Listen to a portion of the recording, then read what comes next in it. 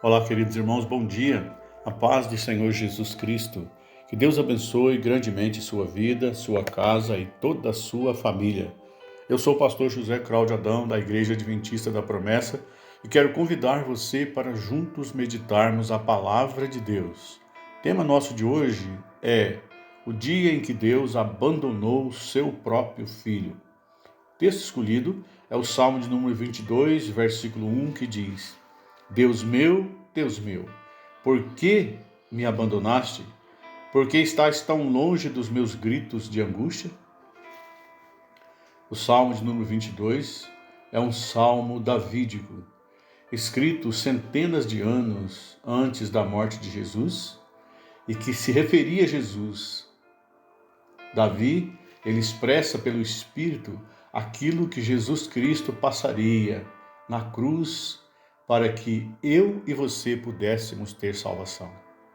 Quando nós falamos que Jesus Cristo foi abandonado na cruz, são palavras que saem dos seus próprios lábios.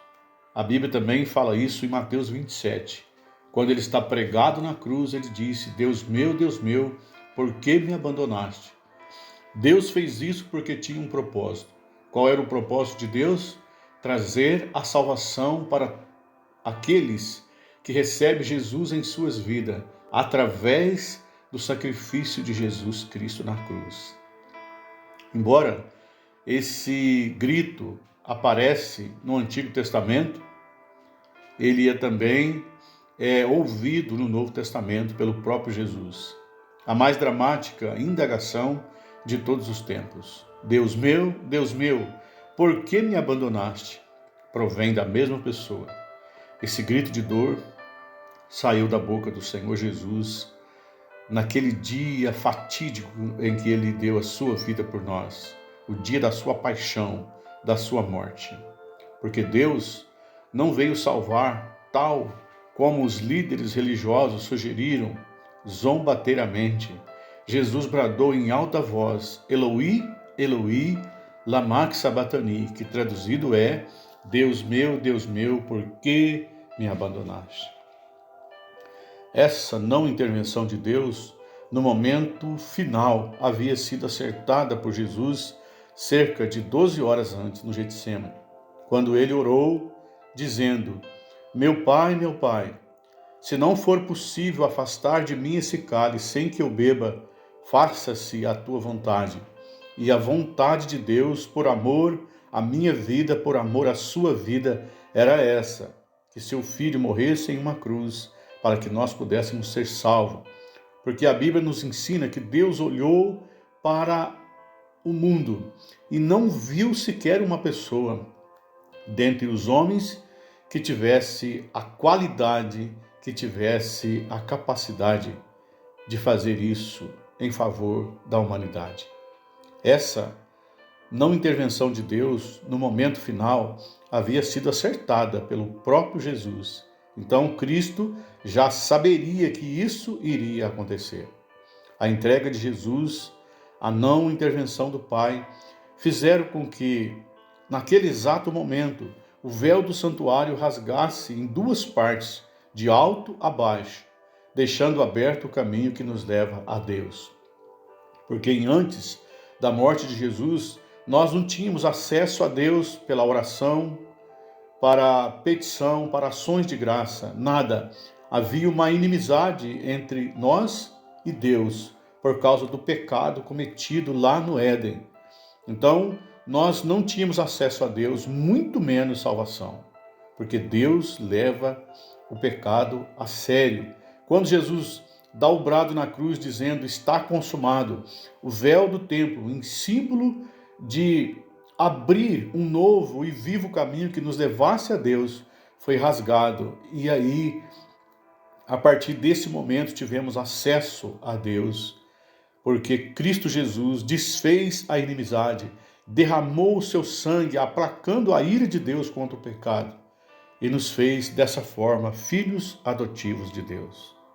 Aliás, essa não intervenção de Deus havia sido acordada há muito tempos antes, quando Jesus mesmo se lembrou de que sacrifícios de holocausto, oferta pelo pecado e sangue de bodes e de touros jamais poderia remover pecado. Tamanha limitação levou Jesus a oferecer a si mesmo, quando ele se prontificou dizendo: aqui estou, vim para fazer a tua vontade, ó Deus. Pelo cumprimento dessa vontade, fomos santificados por meio do sacrifício do corpo de Jesus Cristo, oferecido uma vez por todas pelos nossos pecados. Hebreus capítulo 10, do verso 7 ao 10. Meus amados irmãos, considerando tão grande oferta, Deus não poderia mesmo interferir no momento mais crucial da salvação, que seria a morte do seu Filho Jesus, sacrifício vicário e verdadeiro em uma cruz. Isso nos deu o direito de ser salvo. Mas quero te chamar a atenção aqui por uma coisa. Saber que Cristo deu a sua vida na cruz e morreu pelos nossos pecados é algo maravilhoso. Mas isso não significa que eu e você somos salvos se nós não decidirmos receber esse Jesus em nossas vidas e viver para Ele, fazendo a sua santa e bendita vontade, recebendo como nosso único e suficiente Salvador, sabendo que só Ele pode salvar. Porque Atos capítulo 4, verso 12, a Bíblia diz que não existe salvação fora de Jesus. Para que um dia possamos, junto com Ele, ir morar no céu, como Ele mesmo prometeu, é necessário que nós nos rendemos a Ele e o recebemos como Salvador, e aí servir a Ele até o dia da sua volta. Só assim poderemos um dia ir morar com Deus na glória. Essa é a nossa fé, essa é a nossa esperança, essa é a nossa expectativa. Amém? Que Deus te abençoe.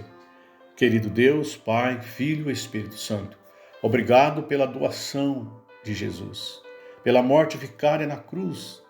Obrigado por esse sacrifício tão grande em nosso lugar. O Senhor não nos destruiu, permitiu que o teu Filho morresse e desse salvação a todos aqueles que o recebem como Salvador. Obrigado.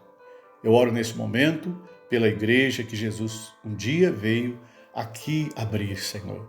Oro pela família, eu oro pelos enfermos e pelos que estão caídos, e pela nossa pátria, pelo nosso querido Brasil, em nome de Jesus.